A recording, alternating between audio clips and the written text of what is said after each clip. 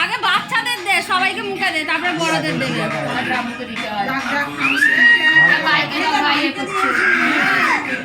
দে এবার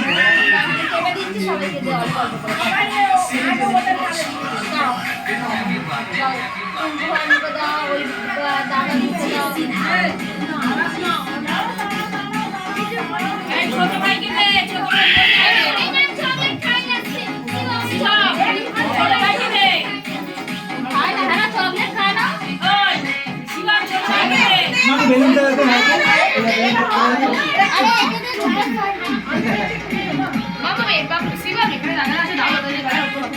হয়ে গেছে।